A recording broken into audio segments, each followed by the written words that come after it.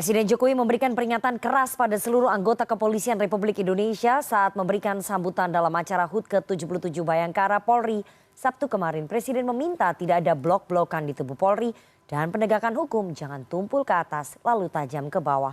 Apakah peringatan keras Presiden Jokowi mampu mereformasi institusi Bayangkara? Sore ini kita akan membahasnya dengan narasumber yang bergabung melalui sambungan virtual. Ada Ketua Kompolnas Beni Mamoto. Selamat sore, Pak Beni. Ketua Kompolnas Beni Mamoto. Selamat sore, Pak Beni. Selamat sore. Dan Direktur Eksekutif Amnesty International Usman Hamid. Selamat sore, Mas Usman. Dan Direktur Eksekutif Amnesty Maaf ini saya agak kasual karena habis olahraga. Oke, saya mau ke Pak Beni dulu. Pak Beni, Presiden Jokowi memberi peringatan keras kepada personil Polri pada peringatan HUT Bayangkara kemarin. Apakah ini momentum refleksi bagi Polri, Pak Beni?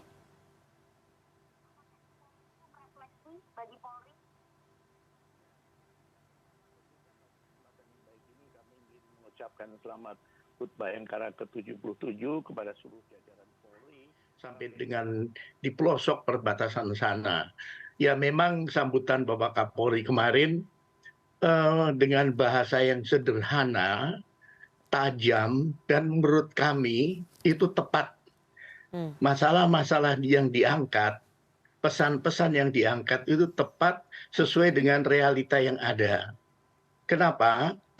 Kami dari Kompolnas sendiri kan menerima aduan dari masyarakat, sehingga kami mendengar langsung bagaimana keluh kesah mereka terhadap pelayanan Polri ini. Oleh sebab itu momentum ini menjadi momentum yang bagus sekali untuk terus-menerus melakukan pembenahan, perbaikan yang kami melihat trennya semakin baik. Dan memang satu catatan yang menurut kami perlu di-stressing adalah seluruh jajaran Polri perlu beradaptasi dengan perubahan yang terjadi di masyarakat. Oke, Pak Beni, ini bukan hal yang biasa ya ketika seorang Kapolri kemudian meminta maaf secara terbuka karena institusi Bayangkara, personil kepolisian pernah menyakiti hati masyarakat. Ini kan bukan tradisi yang biasa kita dengar begitu ya dari sosok seorang Kapolri. Tapi Pak Kapolri Jenderal Polisi Listio Sigit Prabowo secara bergetar kemarin suaranya sampai menyampaikan permohonan maaf. Ini apa yang bisa Anda lihat di situ, Pak Beni?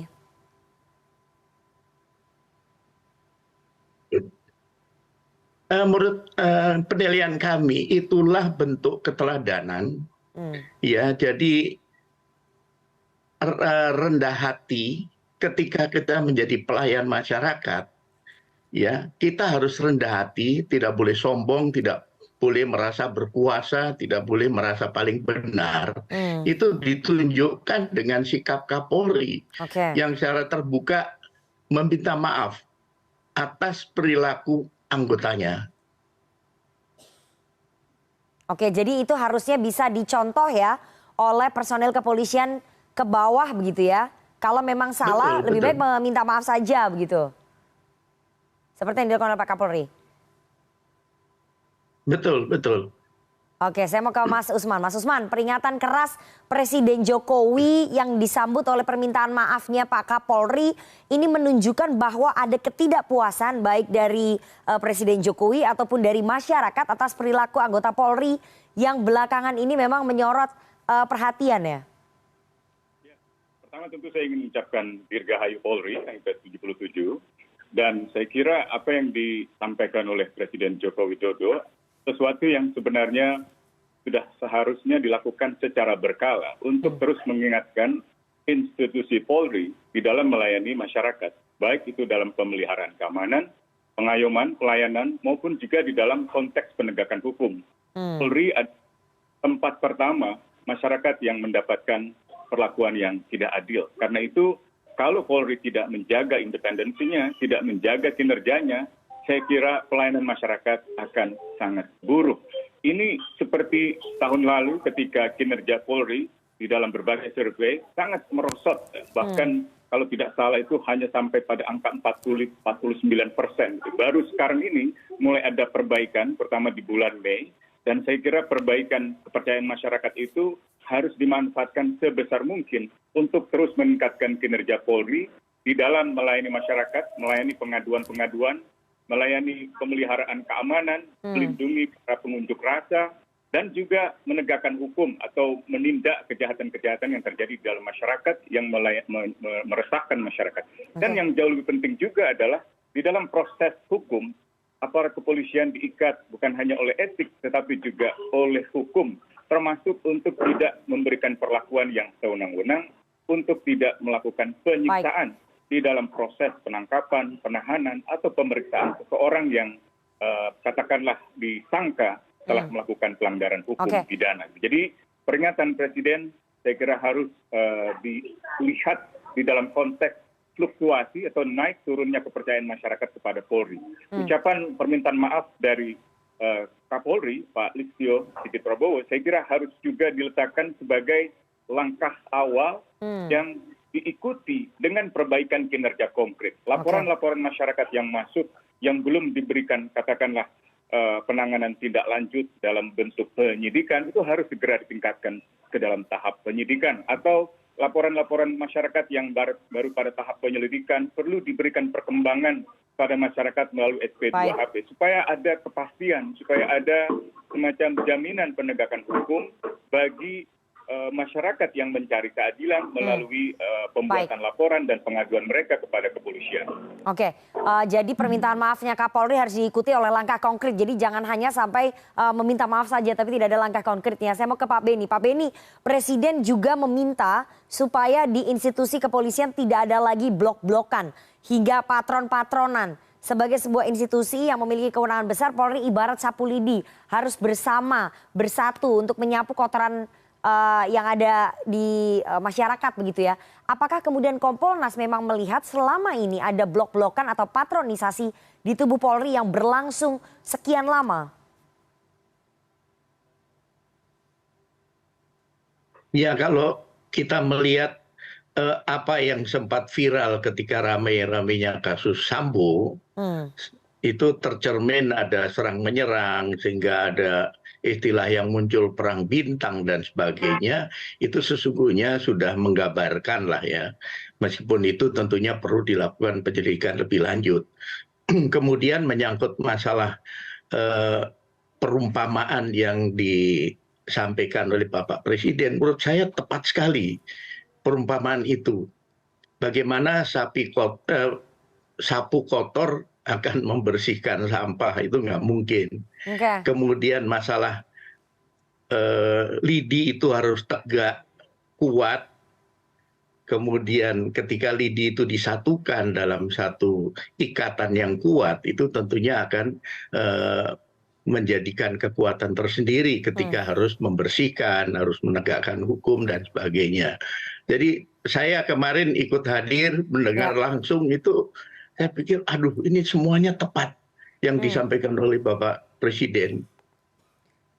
Jadi memang Anda sebagai Ketua Kompolnas juga mengakui bahwa ada blok-blokan ataupun patronisasi ya di tubuh institusi Polri yang berlangsung sejak lama. Sehingga kemudian itu yang disentil oleh Presiden. Itu memang praktik itu ada ya, Pak Beni? Ya, sekarang begini saja lah. Itu susah untuk faktakan, tetapi aromanya ada. Itu bukan rahasia umum lah ya. Ketika saya bertugas dulu, masih bertugas juga sama lah. Oke, Mas Usman, tadi dikatakan oleh Pak Beni bahwa itu susah untuk difaktakan, tapi aromanya ada, sudah jadi rahasia umum bahwa di institusi Polri ada praktik blok-blokan ataupun patronisasi terhadap kelompok ataupun jenderal-jenderal tertentu. Ini seberapa parah kalau ini tidak diberantas dapat mempengaruhi kinerja institusi Polri tadi untuk mereformasi praktik blok-blokan ataupun patronisasi? Implikasinya. Jadi blok-blokan atau patronisasi itu setidak-tidaknya bisa saya kelompokkan menjadi 3 hal. Yang pertama, blok dalam arti politik. Yang kedua, blok dalam arti sumber-sumber keuangan, bisnis. Dan yang ketiga, dari sumber internal kepolisian. Misalnya persaingan antar angkatan. Itu biasanya terjadi karena promosi dan mutasi yang tidak merit system. Tidak benar-benar memperhatikan kemampuan, kepatuhan pada undang-undang, dan juga keseimbangan antara angkatan. Nah, untuk yang pertama, blok-blokan politik atau misalnya patronasi politik, saya kira ini sangat dipengaruhi oleh dinamika politik, baik itu di tingkat eksekutif dan juga di tingkat legislatif.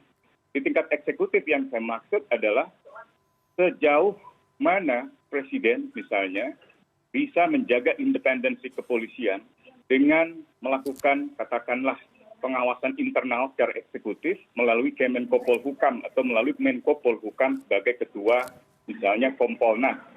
Yang kedua, blok-blokan politik ini juga bisa terjadi karena favoritisme dari presiden. Jadi presiden punya andil ya? Kapolri yang punya andil. Jadi memilih sosok pimpinan kepolisian yang memiliki kedekatan. Apakah itu kedekatan karena pernah bekerja bersama selama presiden menjadi wali kota atau selama presiden menjadi gubernur, atau dalam tingkat tertentu kepolisian kemudian ditarik ke arah ranah politik, di mana kepolisian didorong untuk melakukan proses hukum terhadap oposisi politik, baik itu oposisi partai maupun juga oposisi non-partai. Ini terasa sekali tahun 2018-2019. Dan sejumlah sarjana yang meneliti tentang kondisi politik Indonesia menunjukkan bagaimana kepolisian mengalami weaponization, mengalami semacam instrumentalisasi sehingga jadi alat politik ketimbang menjadi alat negara di bidang penegak hukum.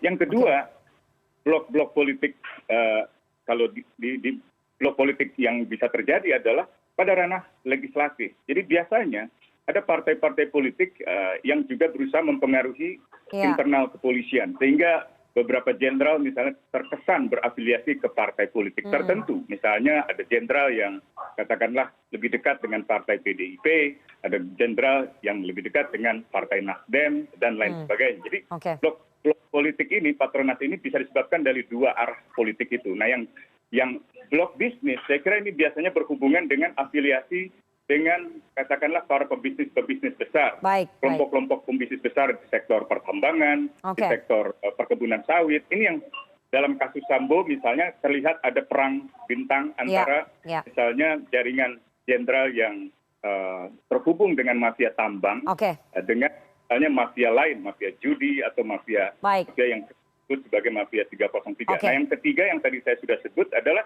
yang tumbuh dari internal kepolisian, dan biasanya itu akibat dari promosi dan mutasi yang tidak memperhatikan reputasi, kinerja gitu, hanya memperhatikan kedekatan, favoritisme gitu. Jadi itu yang saya kira sulit untuk disangkal sebagai sebuah fakta politik gitu ya. Tentu dengan peringatan Hari Ulang Tahun Kepolisian, saya kira kita semua dan khususnya jajaran Polri perlu melakukan evaluasi dan introspeksi untuk setidak-tidaknya mengurangi masalah-masalah blok-blokan politik, bisnis, Mas maupun Usman, juga tahan dulu. blok politik di antara angkatan misalnya gitu. Tahan dulu, saya akan masuk lebih dalam soal sentilan kerasnya Presiden Jokowi. Tapi tadi poinnya Mas Usman menarik sekali bahwa faktor eksternal dan juga internal termasuk Presiden juga ikut andil dalam blok-blokan ataupun patronisasi di tubuh Polri ini. Tapi kita harus jeda terlebih dahulu, jangan kemana-mana, tetap bersama kami di CNN Indonesia Newsroom.